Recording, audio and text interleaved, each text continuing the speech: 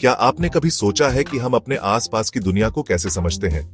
यह सवाल जितना सरल लगता है उतना ही गहरा है।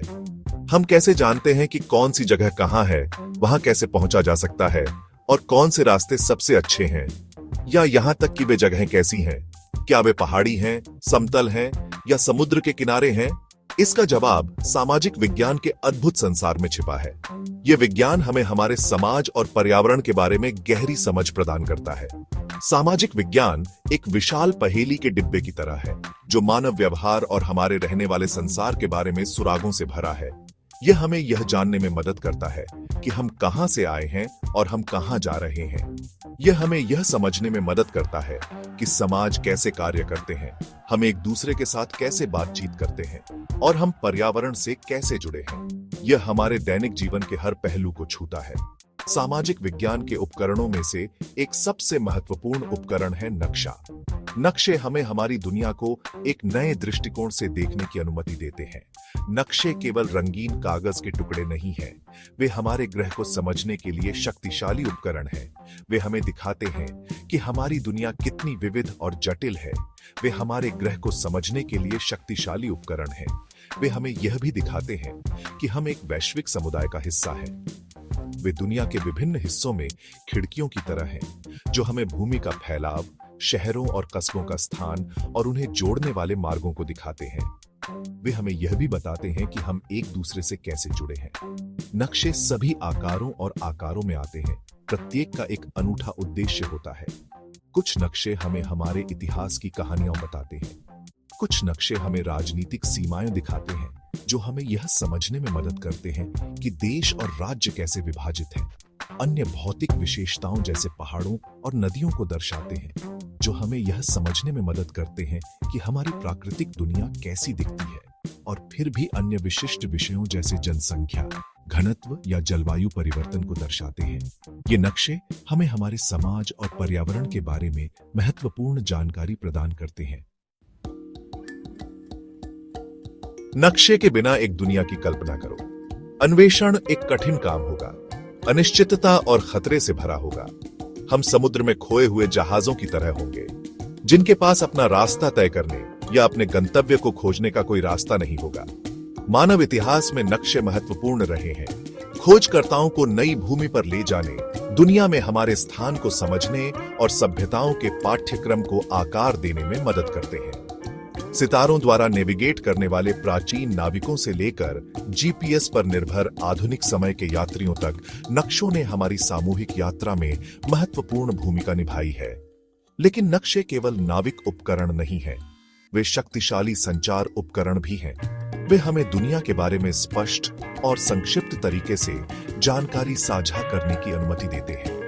एक ही नक्शा प्राकृतिक संसाधनों के स्थान से लेकर विभिन्न संस्कृतियों के वितरण तक जानकारी का खजाना बता सकता है। जलवायु परिवर्तन, गरीबी और संघर्ष जैसे वैश्विक मुद्दों को समझने के लिए नक्शे आवश्यक हैं, क्योंकि वे हमें इन चुनौतियों को एक स्थानिक संदर्भ में देखने की अनुमति देते हैं।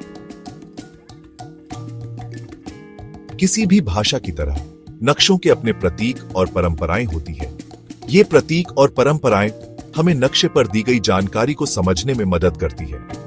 नक्शे की भाषा को समझना एक महत्वपूर्ण कौशल है, जो हमें विभिन्न स्थानों और उनके बीच के संबंधों को समझने में सक्षम बनाता है। नक्शे पर प्रस्तुत जानकारी को समझने के लिए ये तत्व महत्वपूर्ण है। नक्शे की भाषा को समझने के लिए हमें इसके विभिन्न घटकों को जानना आवश्यक है, जैसे कि पैमाना, दिशा और प्रतीक। उदाहरण के लिए, दूरी को अक्सर एक पैमाने का उपयोग करके दर्शाया जाता है, जो हमें नक्शे पर दूरियों और वास्तविक दुनिया में दूरियों के बीच के संबंध को बताता है। पैमाना हमें यह समझने में मदद करता है कि नक्शे पर 1 इंच या सेंटीमीटर वास्तविक दुनिया में कितनी दूरी को दर्शाता है।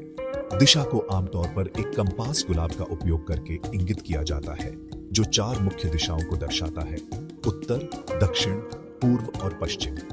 कंपास गुलाब हमें यह जानने में मदद करता है कि हम किस दिशा में जा रहे हैं और हमारे गंतव्य की दिशा क्या है। और प्रतीकों का उपयोग मानचित्र पर विभिन्न विशेषताओं जैसे शहरों, सड़कों और पानी के निकायों का प्रतिनिधित्व करने के लिए किया जाता है। ये प्रतीक हमें नक्शे पर विभिन्न स्थानों और उनके बीच के संबंधों को समझने में मदद करते हैं। नक्शों की शक्ति की वास्तव में सराहना करने के लिए एक का उपयोग करने में अपना हाथ आजमाना मददगार होता है। जब हम नक्शे का उपयोग करते हैं तो हम इसके विभिन्न घटकों को बेहतर तरीके से समझ सकते हैं और इसे अधिक प्रभावी ढंग से उपयोग कर सकते हैं। कल्पना कीजिए कि आप किसी नए शहर की यात्रा की योजना बना रहे हैं। नक्शा आपको न केवल अपने गंतव्य तक पहुंचने में मदद करेगा, बल्कि यह भी बताएगा कि वहां कौन-कौन सी महत्वपूर्ण जगहें हैं जिन्हें आप देख सकते हैं। आप अपने होटल को खोजने, आसपास के रेस्तरां का पता लगाने और दर्शनीय स्थलों की यात्रा की योजना बनाने के लिए मानचित्र का उपयोग कर सकते हैं। नक्शा आपको यह भी बताएगा कि कौन से रास्ते सबसे अच्छे हैं और किन रास्तों से बचना चाहिए। मानचित्र के प्रमुख तत्वों से खुद को परिचित करके आप जानकारी का खजाना अनलॉक कर सकते हैं और आत्मविश्वास के साथ अपने परिवेश को नेविगेट कर सकते हैं। नक्शे की भाषा को समझना एक महत्वपूर्ण कौशल है जो हमें नई जगहों को खोजने और समझने में मदद करता है। भाग 4, हमारा ग्रह निवास पृथ्वी। अब जब हमने नक्शों की मूल बातों का पता लगा लिया है, तो आइए जूम आउट करें और बड़ी तस्वीर पर विचार करें। हमारा ग्रह पृथ्वी। पृथ्वी एक गोला है और किसी भी अन्य गोले की तरह इसे हिस्सों या गोलार्धों में विभाजित किया जा सकता है। हम पृथ्वी को उत्तरी और दक्षिणी गोलार्ध में विभाजित कर सकते हैं, जो भूमध्य रेखा से अलग होते हैं, या पूर्वी और पश्चिमी गोलार्ध, जो प्रधान मध्याह्न रेखा से विभाजित होते हैं। एक सपाट नक्शे पर पृथ्वी की घुमावदार सतह का प्रतिनिधित्व करने के लिए मानचित्र निर्माता विभिन्न प्रकार के अनुमानों का उपयोग करते हैं। प्रत्येक प्रक्षेपण की अपनी ताकत और कमजोरियां होती हैं, और प्रक्षेपण का चुनाव प्रभावित कर सकता है कि हम विभिन्न भूभागों के आकार और सापेक्ष स्थिति को कैसे देखते हैं। उदाहरण के लिए मर्केटर प्रक्षेपण, जो आमतौर पर नेविगेशन के लिए उपयोग किया जाता है, ध्रुवों के पास भूभाग के आकार को विकृत करता है, जिससे ग्रीनलैंड वास्तव में जितना है उससे कहीं बड़ा दिखाई देता है। भाग 5, अक्षांश और देशांतर। पृथ्वी का निर्देशांक तंत्र। पृथ्वी पर किसी भी बिंदु के सटीक स्थान को इंगित करने के लिए हम अक्षांश और देशांतर नामक निर्देशांकों की एक प्रणाली का उपयोग करते हैं। यह प्रणाली हमें पृथ्वी की सतह पर किसी भी स्थान को खोजने में मदद करती है, चाहे वह कितना भी दूर क्यों न हो। अक्षांश भूमध्य रेखा के उत्तर या दक्षिण की दूरी को मापता है, जिसे 0 डिग्री अक्षांश के रूप में नामित किया गया है। भूमध्य रेखा पृथ्वी को उत्तरी और दक्षिणी गोलार्धों में विभाजित करती है। अक्षांश की रेखाएं भूमध्य रेखा के समानांतर चलती हैं और इन्हें डिग्री, मिनट और सेकंड में मापा जाता है। यह माप हमें अक्षांश के विभिन्न स्तरों को सटीकता से समझने में मदद करता है।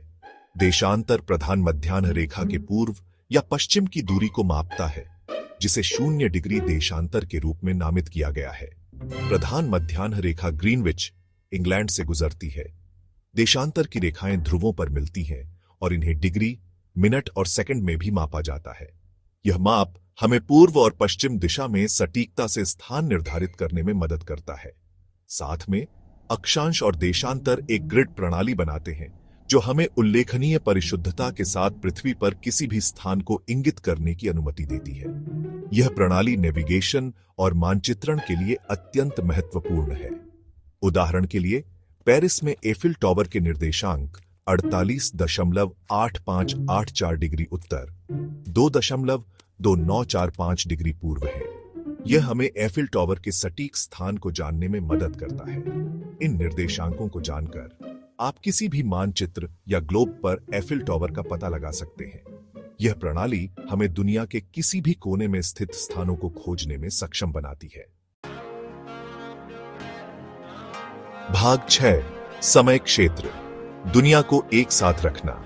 जैसे ही हम दुनिया भर में पूर्व या पश्चिम की यात्रा करते हैं, हम दिन के अलग अलग समय का अनुभव करते हैं। ऐसा इसलिए है क्योंकि पृथ्वी अपनी धुरी पर घूमती है और ग्रह के विभिन्न भाग अलग अलग समय पर सूर्य का सामना करते हैं। सौर समय में इस अंतर को ध्यान में रखते हुए हमने पृथ्वी को 24 समय क्षेत्रों में विभाजित किया है। प्रत्येक 15 डिग्री देशांतर में फैला हुआ है।